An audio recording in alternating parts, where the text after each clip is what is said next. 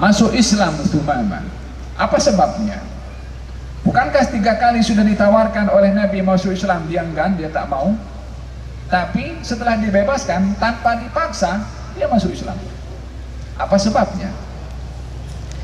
Inilah fungsi masjid yang mendidik hatta kepada seorang kriminal.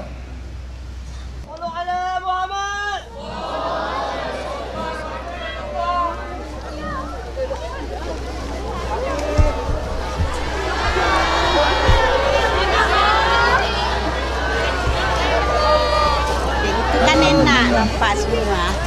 Dah kayak ni lah.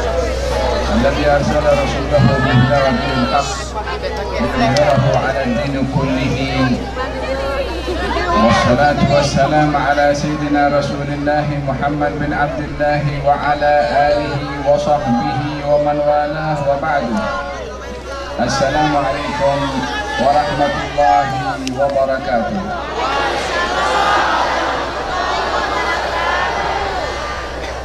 Yang saya hormati Bapak Wali Kota Kota Langsa bersama dengan barisan pejabat setempat dan dimnya, Kapolresnya, wakil DPR-nya dan semua yang bertugas, para asatidzah, para ulama, para kiai, para tokoh masyarakat, hadirin dan hadirat yang saya cintai. Adalah satu kemuliaan yang diberikan oleh Allah Subhanahu wa Ta'ala kepada kita pada malam hari ini untuk berada dalam satu acara yang acara ini mengingatkan kepada kita akan nikmat yang diberikan oleh Allah Subhanahu wa Ta'ala kepada kita, khususnya kepada penduduk Kota Langsa, di mana pada hari ini adalah sambutan hari yang ke-18 akan lahirnya Kota Langsa yang sudah sekian lama dijaga dan dipelihara agar supaya menjadi kota yang makmur, menjadi kota yang berseri, menjadi kota yang subur, menjadi kota yang dikatakan baldatun thayyibatun wa rabbun ghafur. Ini adalah merupakan satu nikmat daripada Allah Subhanahu wa Ta'ala, dan pada masa yang sama adalah merupakan satu amanah dari Allah. Allah Subhanahu wa Ta'ala memberikan nikmat kepada kita, nikmat yang zahir dan nikmat yang batin. Dan setiap nikmat itu ada pertanggungjawaban antara kita dengan Allah untuk mensyukuri nikmat tersebut.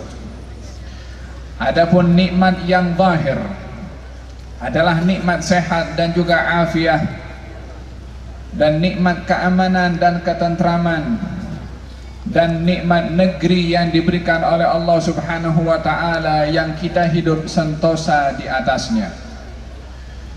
Adapun nikmat yang batin adalah nikmat iman dan nikmat Islam, dan nikmat kita dijadikan oleh Allah Subhanahu wa Ta'ala sebagai umat Nabi Muhammad sallallahu alaihi wa alihi wa sahbihi wasallam.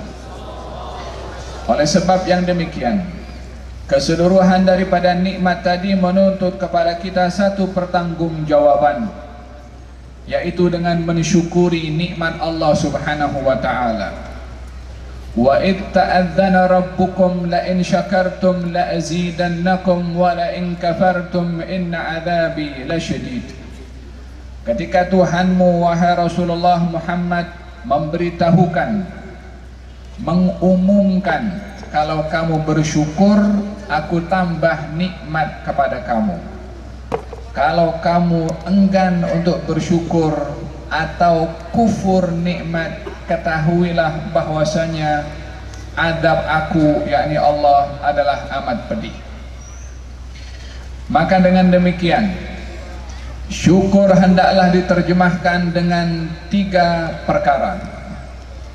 Yang pertama, syukur dengan lisan, yaitu ucapan alhamdulillah. Yang kedua, syukur dengan hati, mengetahui kalau nikmat itu datangnya dari Allah. Dan yang ketiga adalah syukur dengan perbuatan, yaitu menggunakan nikmat kepada tempat yang diridhai oleh Allah Subhanahu wa ta'ala. Bila mana ketika 3 syukur ini kita laksanakan, maka kita termasuk daripada golongan manusia yang akan ditambahkan nikmatnya oleh Allah Subhanahu wa ta'ala. Yang menarik pada malam hari ini, di dalam mengungkapkan rasa syukur kepada Allah Subhanahu wa ta'ala akan nikmat ketentraman, kedamaian dan berserinya kota Langsa yang sudah berumur 18 tahun, adalah diterjemahkan dengan acara-acara majlis seperti ini, majlis zikir, majlis bersalawat kepada Rasulullah, dan juga majlis mendengarkan nasihat, ceramah ataupun ilmu. Ini adalah merupakan satu keistimewaan yang luar biasa, khususnya bagi penduduk kota Langsa, di mana menterjemahkan rasa syukur ini kepada Allah Subhanahu wa ta'ala dengan berzikir. Dan ini adalah bahagian daripada rukun syukur yang ketiga, yaitu menggunakan nikmat demi tujuan yang memberi nikmat, yaitu melakukan kebaikan. Di dalam hadis Nabi Muhammad sallallahu alaihi wa alihi wa sahbihi wasallam, beliau bersabda menggambarkan tentang kesatuan masyarakat bila mana ianya bersatu satu dengan yang lain dan saling menghormati, dan dengan persatuan atas dasar persaudaraan itu negeri atau kota diberkati. Maka baginda Rasulullah sallallahu alaihi wa ala alihi wa sahbihi wasallam bersabda di dalam hadis yang sahih, diriwayatkan daripada Allah Subhanahu wa ta'ala, katanya, ainal mutahabbuna fi jalali, di manakah orang yang saling kasih mengasihi karena aku, kata Allah Subhanahu wa ta'ala, al-yawma udhilluhum tahta dhilli yawma la dhilla illa dhilli.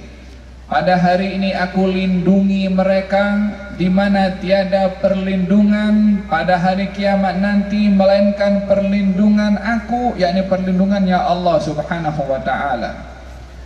Nabi menyebutkan dalam hadis ini yang disandarkan riwayatnya kepada Allah dalam hadis qudsi, orang yang saling kasih mengasihi karena aku.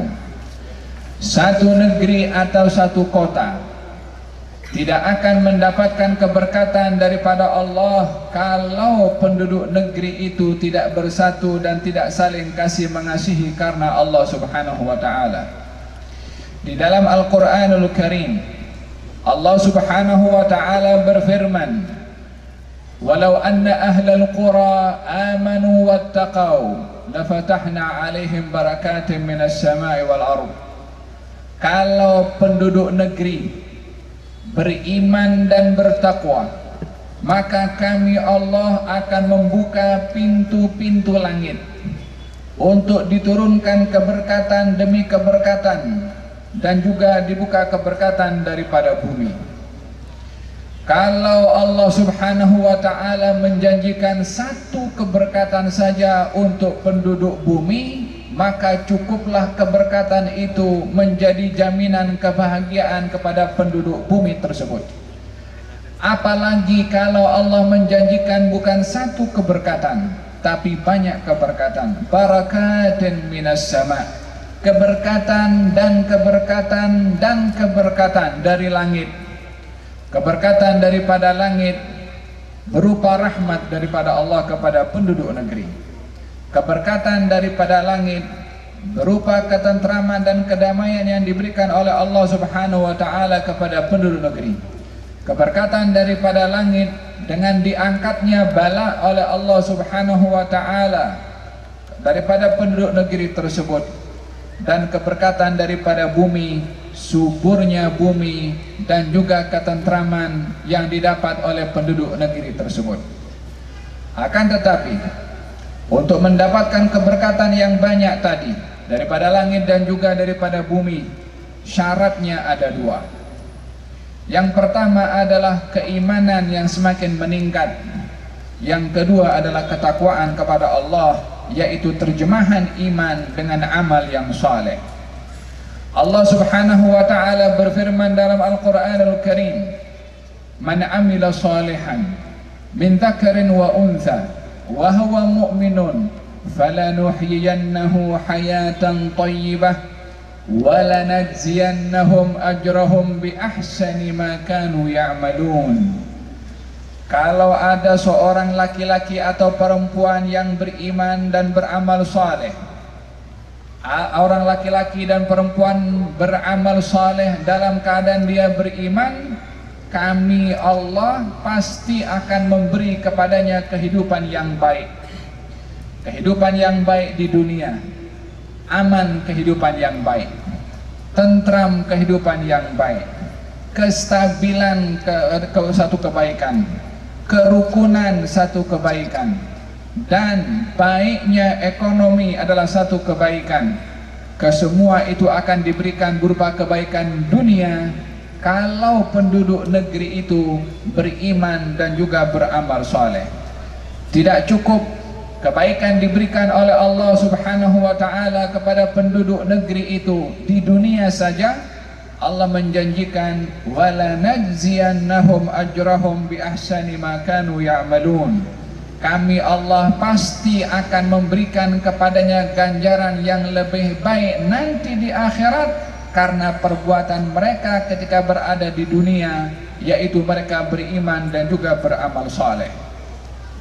Oleh sebab yang demikian, kota pertama yang dibangun oleh baginda Rasulullah sallallahu alaihi wasallam adalah kota Madinah Al-Munawwarah.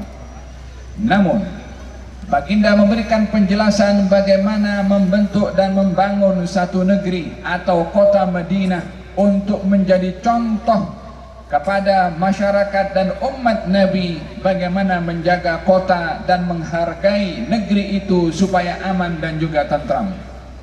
Baginda Rasulullah sallallahu alaihi wasallam sampai ke kota Madinah ketika berhijrah melakukan 4 perkara yang dilakukan oleh baginda Rasulullah. Yang pertama, baginda membangun institusi masjid. Itu yang dilakukan pertama oleh baginda Rasulullah. Yang kedua, Nabi mengikat tali persaudaraan silaturahim antara kaum muhajirin dan juga kaum ansar. Yang ketiga, Nabi membuat piagam Madinah berbaik perjanjian dengan negeri-negeri jiran kota Madinah. Yang keempat, Nabi membuat pasar bagi kaum muslimin. 4 langkah ini yang dilakukan oleh baginda Rasulullah, namun yang utama sekali dilakukan oleh Nabi adalah membangun institusi masjid dan juga mempersaudarakan antara kaum muslimin. Mungkin pembicaraan pada malam hari ini akan ditekankan kepada 2 perkara ini. Yang pertama adalah untuk mengharapkan negeri, bandar, kota itu makmur, masjidnya mesti makmur, masjidnya mesti imarah, mesti diisi oleh jamaah. Baginda Rasulullah sallallahu alaihi wasallam sampai di kota Madinah, di atas ontanya beliau berjalan, diambil oleh kaum Ansar untuk mengajak Nabi singgah ke rumahnya. Nabi mengatakan, da'uha fa innaha ma'murah, biarkan onta ini tahu kemana dia akan pergi. Onta itu berjalan mencari tempat yang sesuai untuk duduk agar supaya tempat itu dijadikan masjid oleh baginda Rasulullah. Maka onta pun duduk di satu tanah pekarangan yang dimiliki oleh 2 orang anak yatim. Maka Nabi menanyakan, milik siapakah tanah ini? Kata para sahabat, milik fulan dan fulan daripada orang Ansar yang mereka adalah anak yatim. Kata Nabi, izinkan aku untuk membeli tanah ini. Anak yatim tadi mengatakan, ya Rasulullah, aku hadiahkan tanah itu kepada engkau. Kata baginda Rasulullah, aku kena mesti membelinya juga, maka dibeli oleh Nabi tanah tersebut, barulah dibangun masjid oleh baginda Rasulullah. Hingga hari ini saham Rasulullah membangun masjid berterusan sampai meluas bangunan masjid itu sampai sekarang ini. Sekian juta kaum muslimin setiap saat datang ke kota Madinah untuk mengimarahkan masjid Nabi Muhammad sallallahu alaihi wa ala alihi wasallam. Institusi masjid yang dibangun oleh baginda Rasulullah tidak hanya memiliki fungsi sebagai salat sahaja, walaupun itu adalah tujuan utama masjid dibangun. Innama ya'muru masajidallah man amana billahi wal yawmil akhir. Sesungguhnya yang mengimarahkan rumah Allah adalah orang-orang beriman kepada Allah dan hari akhirat. Ya, masjid ketika dibangun oleh Nabi untuk diimarahkan. Namun pengimarahan masjid di zaman Nabi sallallahu alaihi wasallam tidak terhad kepada aktiviti salat 5 waktu sahaja, walaupun itu yang utama, namun diisi dengan majlis-majlis ilmu seperti mana disampaikan sebentar tadi oleh Ustaz Muhammad Bashir Al-Azhari yang mengatakan bahwasanya masjid Nabi ketika itu diimarahkan dengan halaqah-halaqah majlis-majlis ilmu yang sentiasa ada di masjid baginda Rasulullah sallallahu alaihi wasallam. Dengan demikian, untuk mendapatkan negeri yang makmur, negeri yang tentram, masjid kena mesti makmur. Di masjid juga mesti tentram dan juga damai, tidak ada perselisihan. Bila mana di masjid berselisih, maka di luar masjid akan lebih berselisih. Bila mana di masjid damai, di luar masjid akan menjadi damai juga. Kunci utama kemakmuran negeri adalah makmurnya masjid di negeri tersebut. Baginda Rasulullah sallallahu alaihi wasallam mendamaikan 2 orang yang berselisih di masjid. Baginda Rasulullah sallallahu alaihi wasallam mengajarkan orang yang jahil di masjid. Baginda Rasulullah sallallahu alaihi wasallam melakukan acara kebajikan bersama gotong royong di masjid. Baginda Rasulullah sallallahu alaihi wasallam mendidik kepada orang yang bersalah pun juga di masjid. Thumamah bin Uthal, seorang musyrik yang mengganggu dan menyakiti Rasulullah satu ketika dahulu, ditangkap oleh salah seorang muslimin dan dibawa kepada Rasulullah. Dia seorang penjenayah, seorang kriminal. Ketika dibawa kepada Rasulullah sallallahu alaihi wasallam, dia tidak Islam waktu itu. Kata baginda Rasulullah, ikat Thumamah di salah satu tiang masjid. Masjid Nabi ada banyak tiang. Kata Nabi, Thumamah ikat di masjid. Diikat di masjid supaya tidak lari. Setiap tiba waktu makan diberi makan. Kalau nak pergi ke tempat buang hajat akan dibuka. Walhasil, setiap kali Nabi keluar daripada rumah untuk mengimamkan sholat 5 waktu, Nabi singgah kepada Thumamah. Thumamah, kau nak masuk Islam? Kata Thumamah mengatakan, in taqtul dzambin. Kalau kamu nak bunuh saya, bunuhlah saya karena saya adalah seorang kriminal. Kalau kamu mahu maafkan saya tanpa meminta apa-apa daripada saya. Kalau kamu meminta tebusan kepada saya orang kaya, boleh tebus diri saya sendiri untuk mendapatkan kebebasan. Jangan paksa saya untuk ikut ajaran kamu. Nabi tinggalkan, Nabi sembahyang. Hari yang berikutnya, tiba waktu sholat Nabi lalu, ditanya balik, Thumamah, kau nak masuk Islam? Dia jawab dengan jawaban yang sama, sampai 3 kali. Kali yang ketiga, Nabi mengatakan kepada para sahabat, lepaskan ikatan Thumamah. Kata sahabat, ya Rasulullah, dia kriminal, dia patut untuk dihukum, dia patut untuk diberikan hukuman yang berat.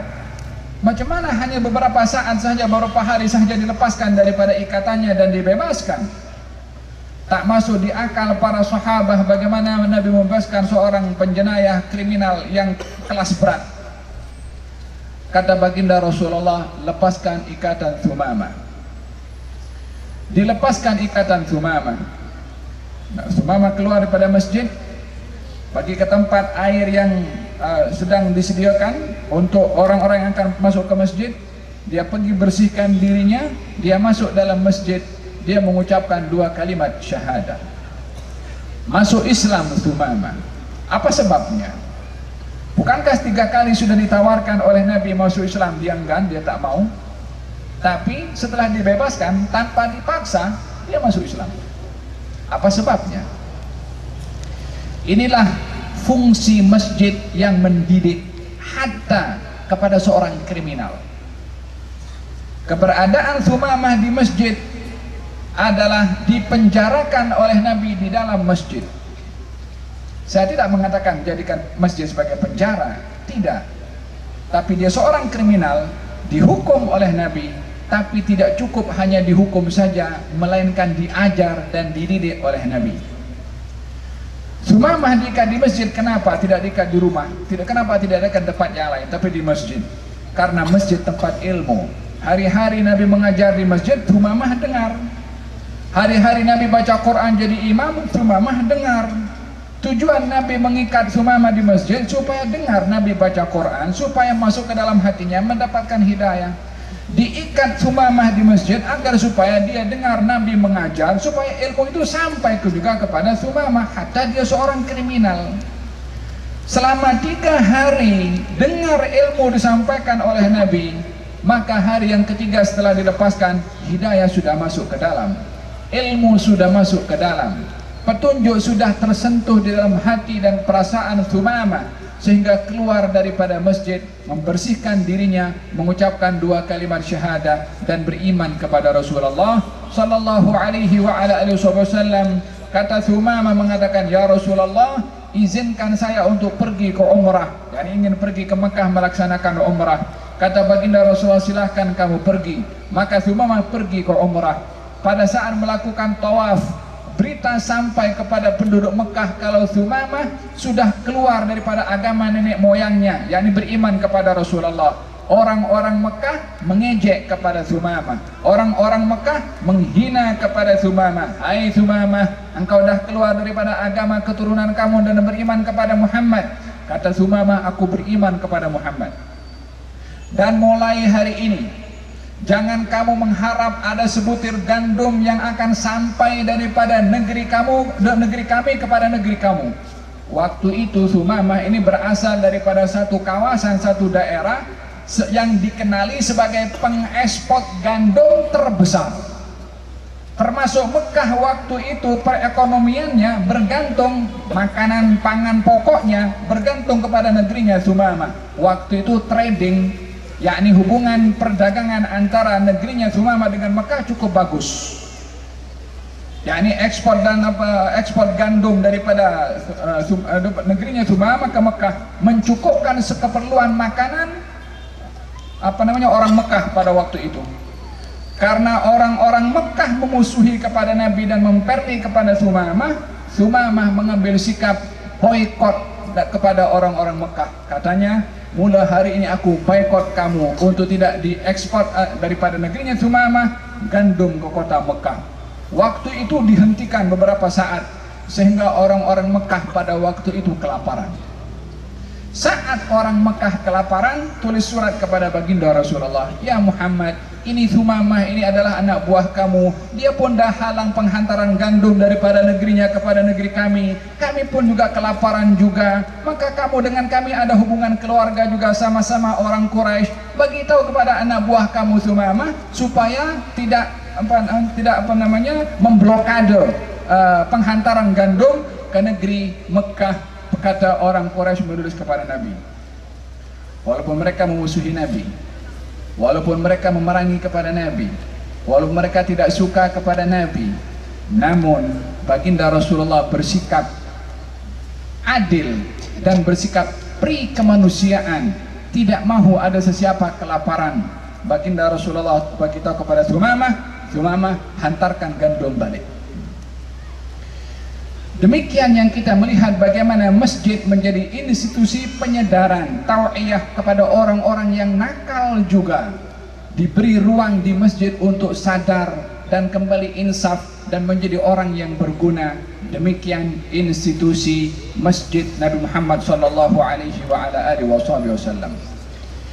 Di samping kegiatan masjid yang menjadi tempat perkumpulan kaum muslimin untuk meraihkan acara-acara kegembiraan bahkan pesta, hari raya Idul Fitri dan Idul Adha, hari gembira, hari pesta, hari untuk mengungkapkan kesenangan, dilakukan acara juga di dalam masjid Nabi Muhammad SAW demi meraih kebersamaan dan juga persaudaraan yang makin mesra dan juga makin erat. Hadirin hadirat yang dirahmati oleh Allah Subhanahu wa taala, masjid menjadi jantung kepada satu kota. Untuk mendapatkan kemakmuran, hendaklah masjidnya pun juga makmur.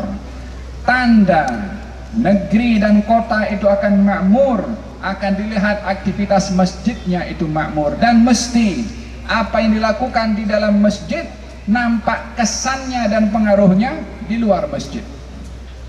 Ini yang pertama dilakukan oleh Nabi Muhammad sallallahu alaihi wasallam. Menjaga institusi masjid untuk diimarahkan tidak terbatas hanya kepada laki-laki, walaupun kebanyakannya adalah demikian. Namun kaum wanita memainkan peranan juga di zaman Nabi di dalam mengimarahkan masjid Nabi Muhammad sallallahu alaihi wasallam. Baginda bersabda, la tamna'u ima Allah masajid Allah. Jangan kamu halang hamba-hamba Allah, yakni maksudnya hamba yang perempuan, untuk pergi ke masjid mengimarahkan rumah Allah, yakni maksudnya selagi dia menjaga kehormatan dirinya ketika datang ke rumah Allah atau ke masjid. Di dalam sejarah dinyatakan ada seorang perempuan bernama Ummu Mihjan, seorang perempuan bertugas di masjid sebagai tukang sapu, bertugas di masjid untuk memungut sampah, bertugas di masjid sebagai cleaner. Ya, nampaknya mungkin dilihat itu perkara kerja kecil. Tidak, yang terkait dengan masjid tak ada yang kecil, semuanya besar. Disebabkan masjid ini rumahnya Allah yang maha besar, kerja di masjid adalah kerja yang besar. Apapun kerjanya, sebagai security, sebagai cleaner, sebagai pembersih bilik air, sebagai apapun juga tugasan di masjid, sebagai pengurusi, sebagai ahli jabatan kuasa, sebagai imam, sebagai bilal, sebagai apapun juga, tugasan di masjid adalah tugasan yang amat mulia karena menjaga rumahnya yang maha mulia. Seorang perempuan bernama Ummu Mihjan, berkulit hitam. Kerjanya hari-hari pergi ke masjid bersihkan sampah. Hari-hari Nabi kalau masuk masjid nampak Ummu Mihjan sedang membersihkan. Sampai satu hari baginda Rasulullah tidak nampak lagi Ummu Mihjan. Kata Nabi, mana perempuan itu yang selalu membersihkan masjid? Katanya, ya Rasulullah, dia sedang sakit. Maka Nabi ziarah ke rumahnya. Didapati perempuan tadi sedang sakit, dan sakitnya sakit parah, dan mungkin sakit itu membawa kepada kematian. Nabi bersabda, kalau perempuan ini meninggal dunia, beritahu kepada aku. Perempuan tadi meninggal dunia di waktu malam, dan para sahabat enggan untuk mengganggu Nabi, maka malam itu juga dikebumikan oleh para sahabat. Keesokan harinya diberitahukan kepada baginda Rasulullah kalau perempuan tadi meninggal dunia. Kata Nabi, kenapa tidak dimaklumkan kepada aku? Maka Nabi bersabda, dullani ala qabriha, tunjukkan aku kepada kubur perempuan itu. Ya salam, perempuan berkulit hitam, dipandang biasa oleh orang lain, kerjanya membersihkan masjid. Ketika meninggal dunia, Nabi datang ke kuburnya.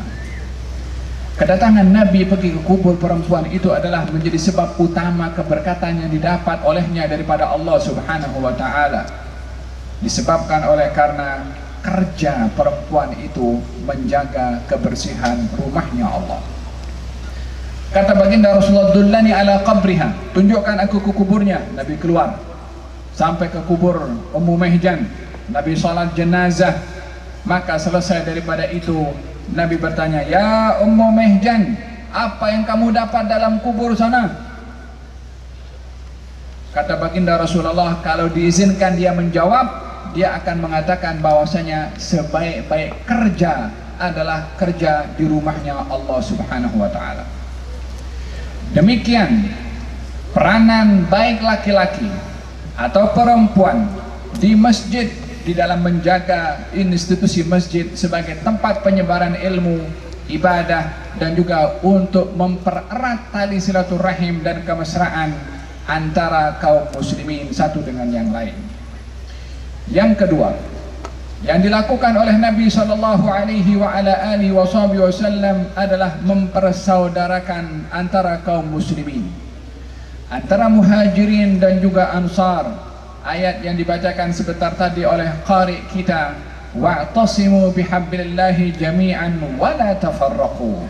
Berpeganglah kamu semua kepada tali Allah dan jangan kamu berselisih. Wadhkuru, ingatlah kamu nikmatallahi alaikum, nikmat yang Allah beri kepada kamu. Id kuntum a'daan, yang satu ketika dahulu kamu bermusuh-musuhan, fa'allafa baina qulubikum, dan Allah satukan kamu dengan satu dengan yang lain, sehingga dengan persatuan ini kamu menjadi orang yang bersaudara.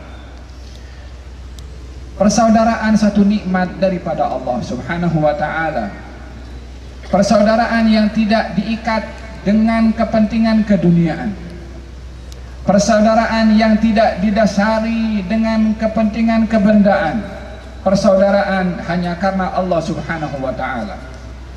Di dalam hadis Nabi Muhammad sallallahu alaihi wa ala alihi wasallam, beliau bersabda, yub'atsu ummati yaumal qiyamah ala manabir min lu'lu' yaghbituhumul anbiya wa syuhada wa laysu bi anbiya wala syuhada. Umatku nanti di hari kiamat akan dibangkitkan oleh Allah dalam keadaan wajahnya bercahaya di atas mimbar-mimbar yang terbuat daripada permata. Mereka itu bukan para nabi dan juga bukan para syahid, tetapi kedudukan mereka dicemburui oleh para nabi dan juga para syuhada. Seorang bertanya kepada Rasulullah, siapa mereka itu wahai Rasulullah?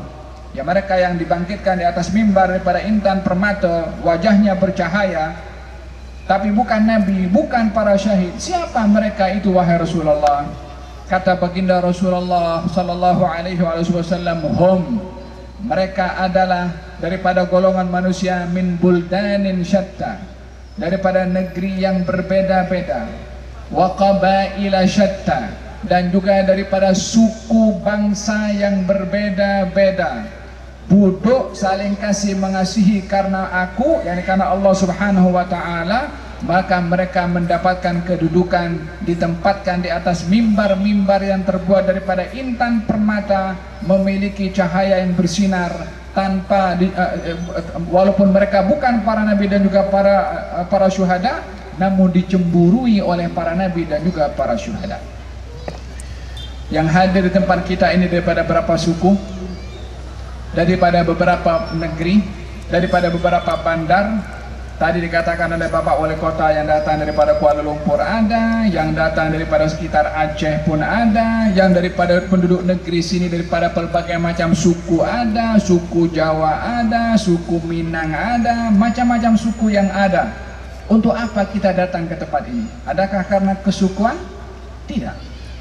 Adakah karena kebangsaan? Tidak. Lalu kita duduk di sini atas dasar apa?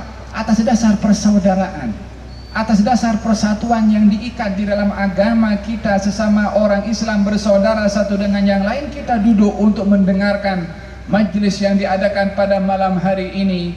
Kata baginda Rasulullah, mereka itulah yang akan mendapatkan kedudukan yang mulia tadi di sisi Allah Subhanahu wa taala.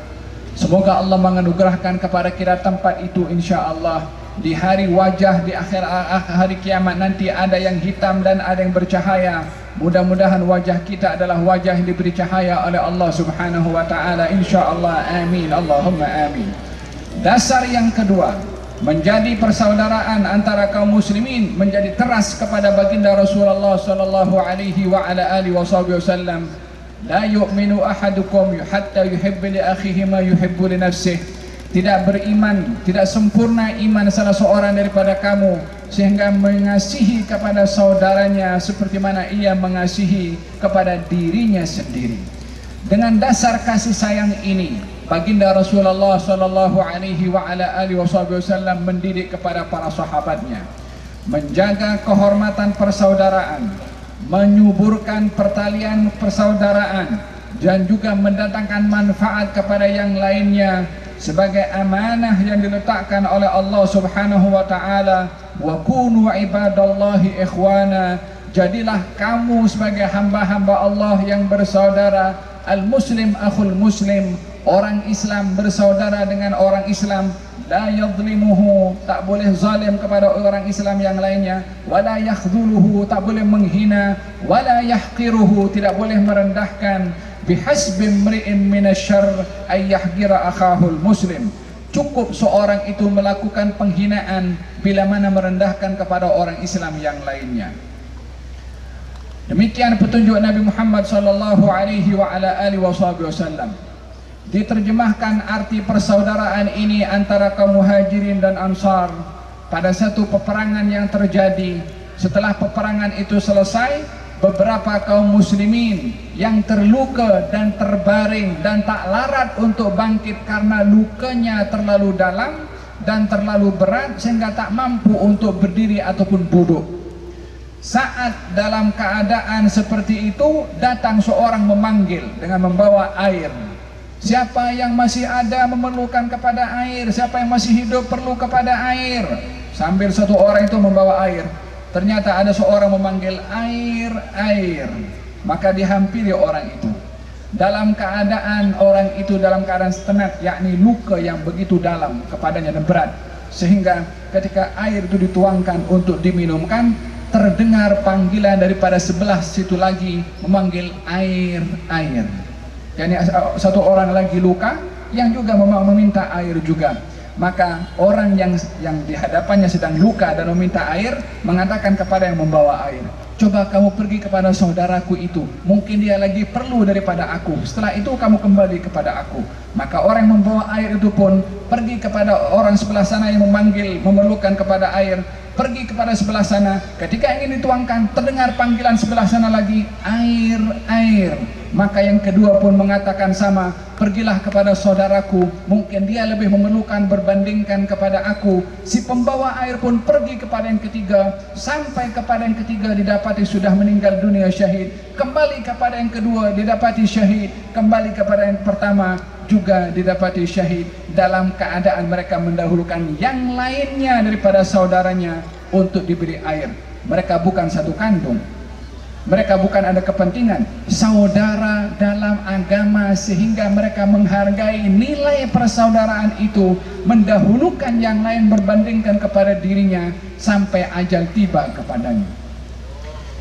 Ini yang menjadi didikan Rasulullah di dalam memahami arti persaudaraan. Suka kepada orang lain perkara yang baik seperti mana kita suka untuk diri kita perkara yang baik. Dan kita tidak suka perkara buruk menimpa saudara kita seperti mana kita tidak suka perkara buruk menimpa kepada diri kita. Walihada dalam hadis Nabi SAW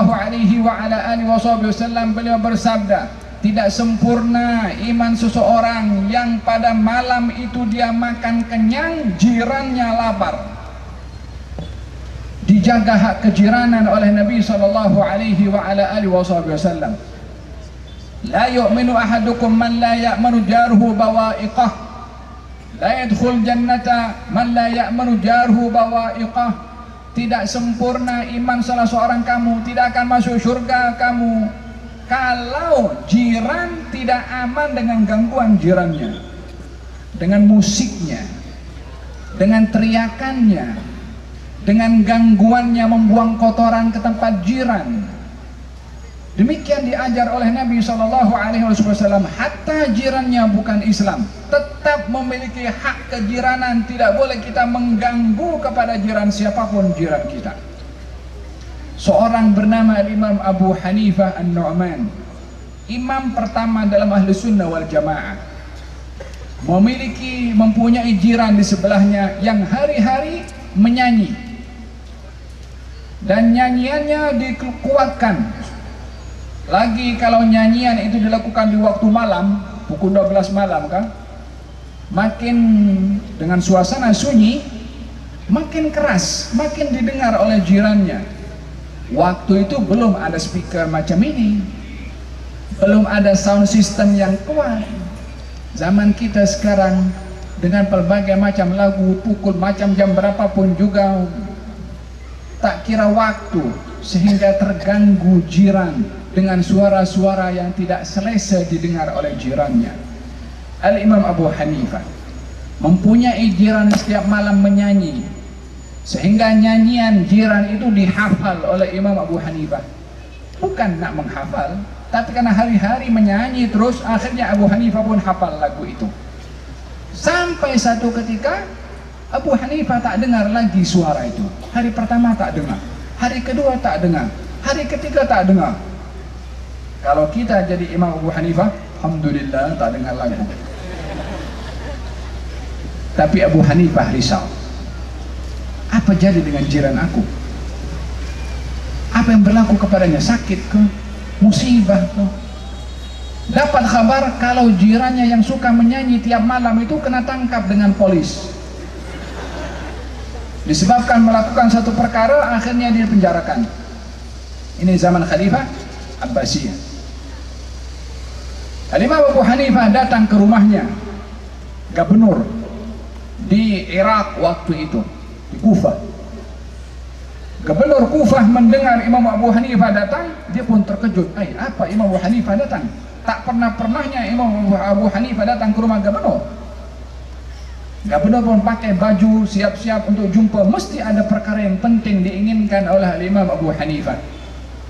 Maka ditanya, apa gerangan wahai imam kau datang? Katanya, aku mendengar kalau kamu tangkap jiran aku dan dimasukkan dalam penjara. Ditanyakan siapa? Fulan dan fulan.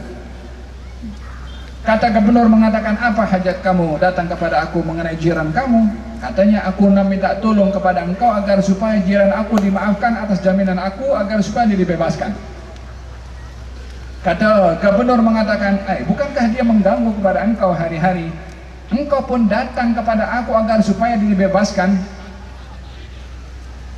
Bukan datang, tambahkan lagi penjaranya biar bertahun-tahun lagi dalam. Datang untuk diminta dibebaskan.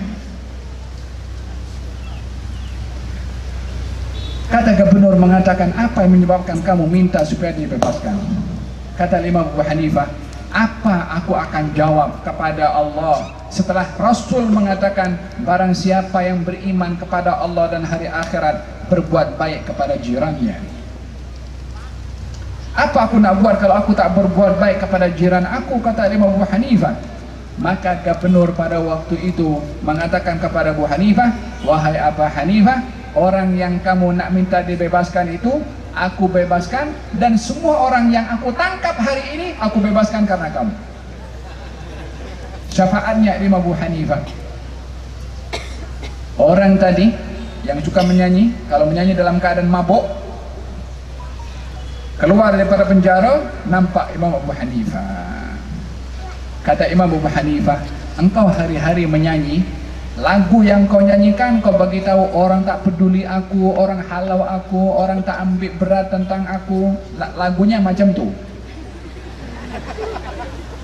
Kata Imam Abu Hanifah, engkau hari-hari menyanyi macam tu, adakah betul nyanyian itu orang tak peduli kepada kamu? Aku peduli kepada kamu. Kata Imam Abu Hanifah. Dia pun tunduk malu, dia mohon maaf.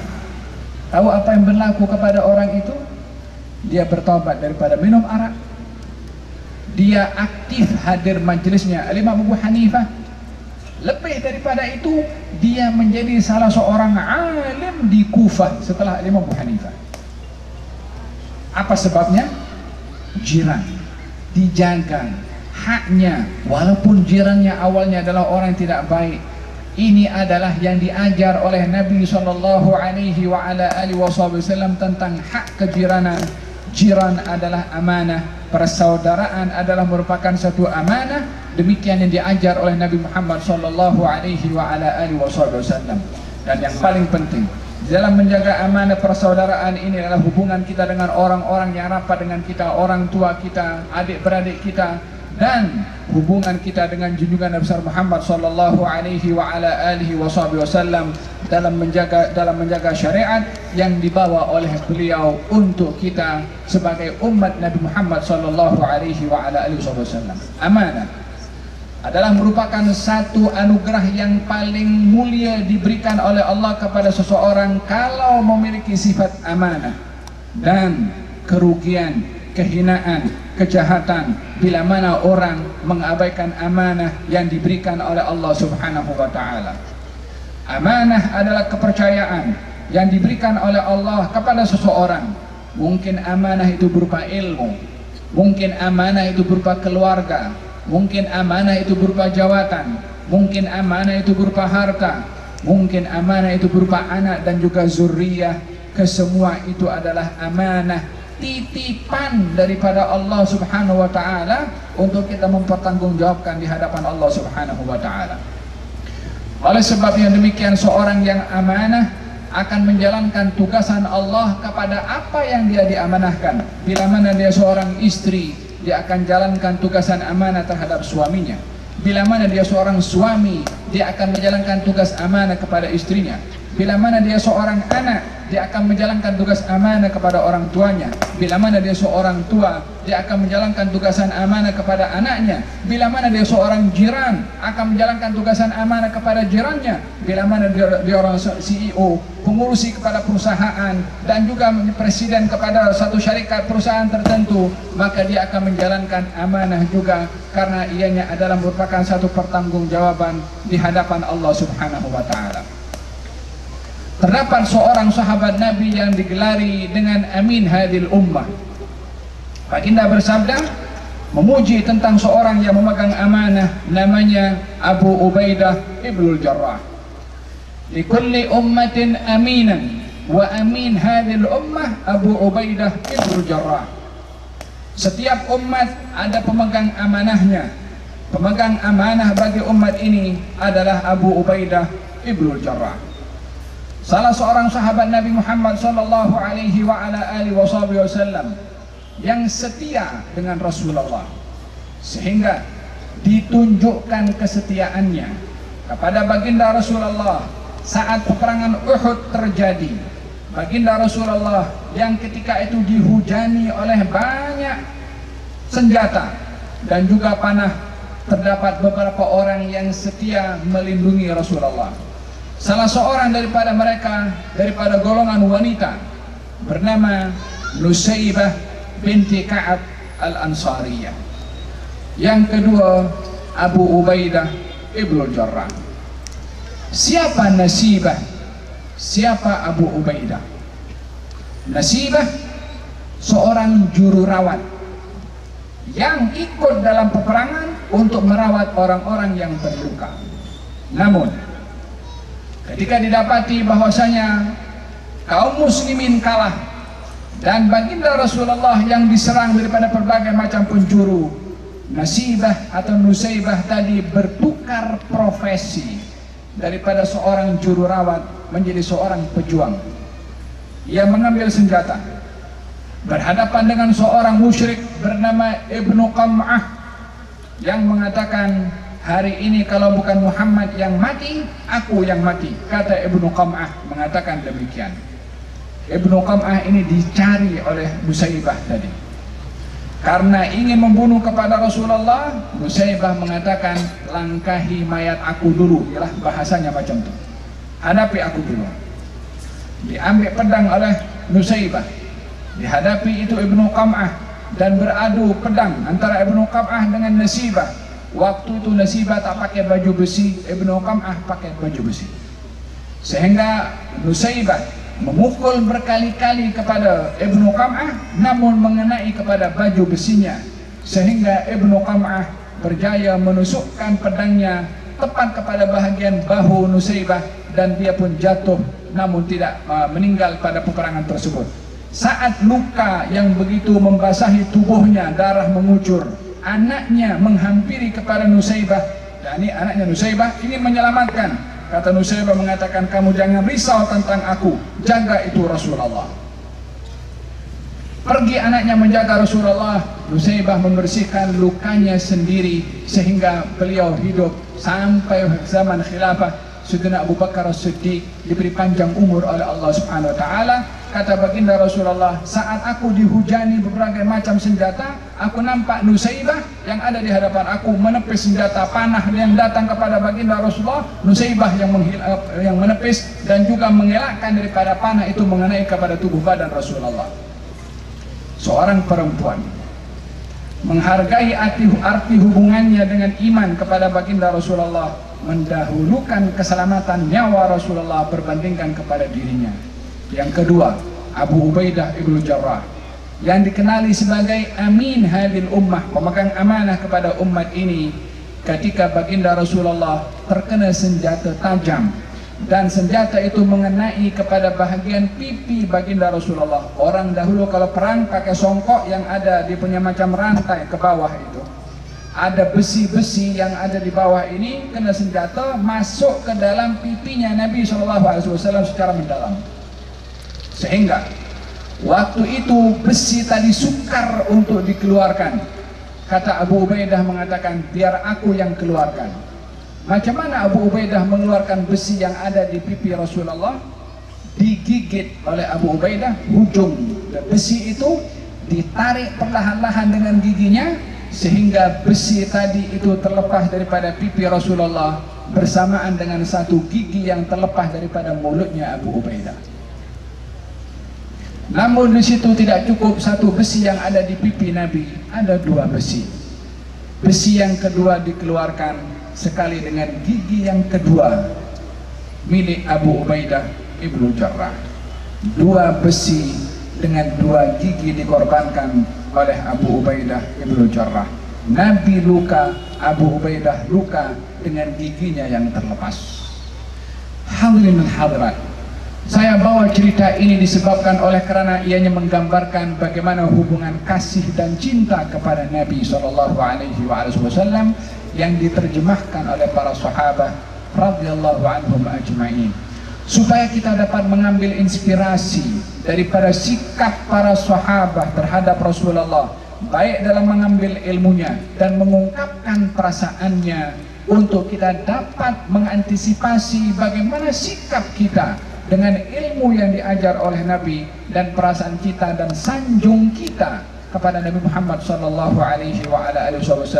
Ingat bahwasanya cinta kepada Nabi adalah menjadi modal utama bagi seorang muslim dan mukmin untuk hampir dengan Nabi Muhammad SAW. Hadirin hadirat, saya akhiri majlis ini dengan kembali kepada pokok pembahasan yang saya sampaikan pada mukaddimah, untuk menjadikan negeri ini negeri yang aman, tentram, damai adalah dengan dua perkara. Yang pertama adalah iman kepada Allah, yang kedua adalah taqwa kepada Allah Subhanahu wa taala. Terjemahkan arti iman dan taqwa ini di masjid-masjid untuk sentiasa diimarahkan dengan datangnya jamaah, menghadiri salat, menghadiri majelis ilmu dan aktivitas-aktivitas yang membawa kebaikan. Yang kedua adalah jalinlah hubungan persaudaraan yang baik dan mesra kepada sesiapa saja, khususnya kepada orang Islam, tanpa mengira latar belakang bangsa dan keturunan, dan juga menjalin hubungan yang baik kepada semua makhluk Allah Subhanahu wa taala, termasuk kepada orang yang bukan Islam, dengan cara yang dibenarkan oleh agama, saling hormat menghormati dan saling menghargai. Maka dengan demikian akan terbentuklah baldatun thayyibatun wa rabbun ghafur. Kita berdoa kepada Allah Subhanahu wa taala, mudah-mudahan dalam majlis yang penuh dengan barakah ini, majlis yang diberkati oleh Allah Subhanahu wa taala, mudah-mudahan Allah Subhanahu wa taala curahkan keberkatan kepada kita, kepada ahli keluarga kita, kepada Kota Langsa, dan juga kepada seluruh umat manusia yang ada di sini, bahkan di seluruh wilayah Aceh secara umumnya, di seluruh wilayah Indonesia secara meluasnya, dianugerahkan oleh Allah Subhanahu wa taala dalam golongan orang-orang yang diberkati oleh Allah Subhanahu wa taala. Mudah-mudahan Allah Subhanahu wa taala jadikan kita dalam golongan orang-orang yang beriman, yang bertakwa kepada Allah Subhanahu wa taala. Kita merayu kepada Allah Subhanahu wa taala, mudah-mudahan hadirnya kita di tempat ini menjadi sebab penghapusan dosa kita kepada Allah Subhanahu wa taala. Dan mudah-mudahan ianya menjadi tambahan nikmat dari Allah kepada kita agar supaya sentiasa dilindungi dan dijaga oleh Allah Subhanahu wa taala.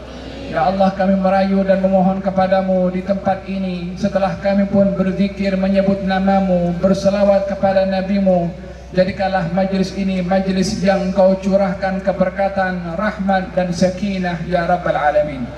Ya Allah, sebagaimana Engkau memberitahukan kepada kami melalui hadis Nabi yang Engkau kasihi dan Engkau muliakan, Nabi Muhammad, bahwasanya majlis seperti ini akan didatangi oleh ramai para malaikat sampai setinggi langit. Mata kami tidak melihat, namun hati kami percaya, disebabkan yang memberitahukan kepada kami adalah Nabi yang dipercayai ucapannya. Kami merayu kepadamu ya Allah, dengan kehadiran mereka para malaikat dalam majlis seperti ini menjadi sebab tambahan inayah dan juga rahmah daripada Engkau kepada kami ya Rabbal Alamin.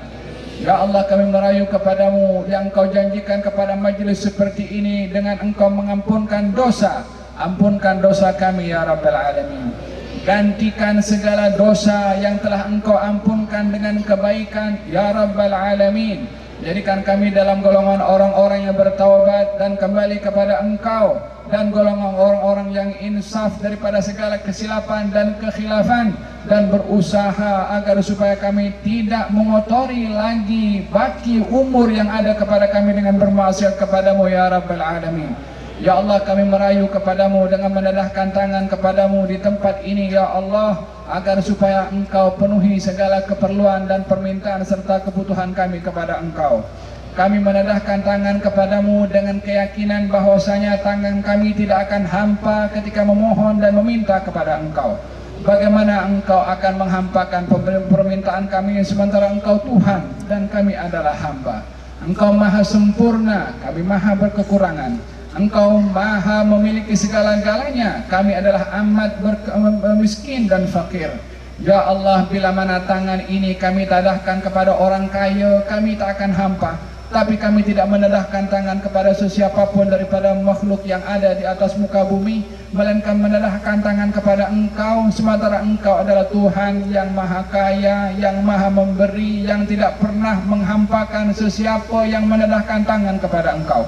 Ya Allah, berikanlah dan perkenankanlah apa yang kami minta kepadamu. Berikan kepada kami pemberian yang terbaik, lebih daripada apa yang kami minta. Sesungguhnya Engkau mengetahui apa yang terbaik untuk kami, dan kami tidak mengetahui apa yang terbaik untuk diri kami ya Rabbal Alamin. Ya Allah, janganlah yang hadir dalam majlis ini dalam keadaan masalah, melainkan Engkau angkat masalahnya. Tidaklah di antara mereka yang ada putus silaturahim, melainkan Engkau jadikan lembut hati untuk saling memaafkan. Tidak ada di antara mereka yang mengabaikan salat 5 waktu, melainkan Engkau beri hidayah di dalam hatinya untuk menjaga dengan istiqamah dan berjamaah salat 5 waktu. Ya Allah, jadikanlah masjid-masjid di Kota Langsa ini makmur dengan orang-orang yang mengimarahkan dengan ilmu dan ibadah, dengan zikir dan ketaatan, agar supaya Engkau imarahkan hati kami, Engkau imarahkan rumah kami, Engkau imarahkan negeri kami, dan Engkau imarahkan juga kubur kami nanti ya Rabbal Alamin. Ya Allah, kami berdoa kepadamu dengan permintaan yang diminta oleh orang-orang yang saleh, agar supaya Engkau berikan kepada kami apa yang Engkau berikan kepada mereka ya Rabbal Alamin. Ya Allah, tidaklah di antara kami yang kesempitan dalam rezekinya, melainkan Engkau buka dan mudahkan urusan rezeki mereka ya Rabbal Alamin. Yang ada masalah di tengah-tengah keluarganya, jadikan mereka berdamai satu dengan yang lain, sehingga menjadi keluarga yang harmoni, keluarga yang isi dalamnya adalah macam syurga, dengan kebahagiaan dan juga ketentraman serta kedamaian dan juga keharmonian ya Rabbal Alamin. Tambahkan kepada kami kesehatan untuk kami dapat beribadah kepada Engkau. Tambahkan kepada kami kekuatan untuk kami dapat melakukan ketaatan kepada Engkau. Ya Allah, jagalah anak-anak kami, anak-anak muda-mudi kami ya Allah. Jadikan mereka dalam golongan anak-anak muda-mudi menjadi masa depan kepada bangsa dan juga negara, insya Allah. Jadikan mereka dalam golongan anak-anak muda yang hatinya tergantung dengan masjid. Sementara Nabimu telah bersabda, orang yang akan dilindungi nanti di hari kiamat adalah orang yang hatinya bergantung dengan masjid dan anak muda yang tumbuh dewasa dalam keadaan ketaatan kepada Allah. Jadikan anak-anak muda kami ya Allah dalam golongan orang-orang yang tumbuh dewasa dalam keadaan taat. Lindungi mereka daripada gejala sosial, jauhkan mereka daripada hal-hal yang merosakkan akal fikiran mereka, baik dengan minumannya atau dengan hal-hal yang lainnya. Jagalah hati mereka, jagalah akal mereka, jagalah iman mereka ya Rabbal Alamin, karena mereka adalah generasi akan datang yang akan menjaga negeri ini dan menjaga negara ini ya Rabbah ya Ghawtha ya Arhamar Rahimin. Kaum ibu yang hadir di sini ya Allah, berikan kepada mereka keindahan yang Kau berikan pada kaum salihat. Jadikan mereka pengikut kepada Siti Fatimah Zahra. Jadikan mereka pengikut kepada Siti Aisyah Ridha. Jadikan mereka pengikut kepada Siti Khadijatul Kubra. Jadikan mereka pengikut kepada Siti Nusaybah binti Ka'ab Al-Ansariyah dalam menjaga agama ini pada diri mereka, kepada keluarga mereka, dan jadikanlah mereka golongan orang-orang yang bersama dengan para salihat nanti di akhirat ya Rabbal Alamin.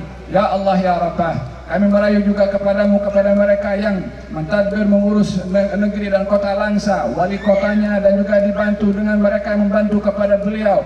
Ya Allah, jadikanlah mereka yang menguruskan wilayah ini dibantu olehmu dengan hidayah, dengan bimbingan, dengan taufik, agar supaya dapat berkhidmat di negeri ini dan membawa kebaikan kepada seluruh penduduk Langsa ini secara khasnya dan juga penduduk Aceh secara umumnya insya-Allah. Menjadi kota yang menjadi contoh kepada kota-kota yang lain ya Rabbal Alamin. Bimbinglah mereka dan bawalah tangan mereka ke jalan yang Engkau ridai ya Rabbah ya Ghawtha ya Arhamar Rahimin. Inna jamana hadha jaman marhuma wa tafarruquna min ba'dihi tafarruqan ma'suma wa la taj'alna wala minna wala hawalaina syadiyan wala mahruma. Ya Allah, berkati sisa daripada umur kami. Jadikan hari yang terbaik bagi kami adalah ketika kami berjumpa dengan Engkau saat ajal datang kepada kami dalam mengucap la ilaha illallah Muhammadur Rasulullah sallallahu alaihi wasallam.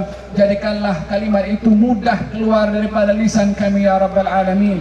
Sesungguhnya kami tidak bergantung dengan amal yang kami buat. Tak ada apa nilai kepada amal yang kami buat berbandingkan dengan nikmat yang Kau berikan kepada kami. Yang kami harapkan daripadamu rahmatmu ya Allah, yang kami harapkan daripadamu ridhamu ya Allah, yang kami harapkan daripada kamu pandanganmu ya Allah, yang kami harapkan daripadamu adalah taufik dan hidayahmu ya Allah, sehingga ajal ini ditutup dengan kalimat la ilaha illallah dengan bantuanmu ya Allah. Jadikan kami hamba-hamba yang Kau berikan ihsan.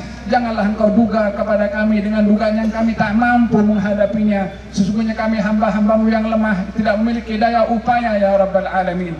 Pandanglah kepada kami dengan pandangan rahmah dan dengan pandangan ridha ya Rabbal Alamin. Golongkan kami dalam golongan orang-orang yang diseru nanti di hari kiamat. Ya ayyuhatan nafsul mutmainnah irji'i ila rabbika radiyatan mardiyah fadkhuli fi ibadi wadkhuli jannati ya Rabbal Alamin. Berkati kepada semua aparat keamanan, polis, tentara yang menjaga berjalannya acara yang dengan lancar. Ya Allah, berikan hidayah kepada mereka, berikan barakah kepada mereka, berikan taufik kepada mereka, kepada ahli keluarga mereka, kepada anak-anak mereka ya Rabbal Alamin. Sebagaimana menjaga perjalanan majlis ini dengan baik dan aman, amankanlah kehidupan mereka di dunia, di barzakh dan juga di akhirat ya Rabbal Alamin. Dan semua yang berusaha menjayakan majlis ini berjalan dengan baik, mudah-mudahan diberikan ganjaran oleh Allah, diangkat derajatnya oleh Allah, diberi hidayah oleh Allah, dibukakan pintu rezeki yang halal dan barakah oleh Allah Subhanahu wa taala. Amin ya Rabbal Alamin. Amin ya Rabbal Alamin. Amin ya Rabbal Alamin. Wa sallallahu ala sayyidina Muhammadin wa ala alihi wasallam. Walhamdulillahi Rabbil Alamin. Wassalamualaikum warahmatullahi wabarakatuh. Waalaikumsalam.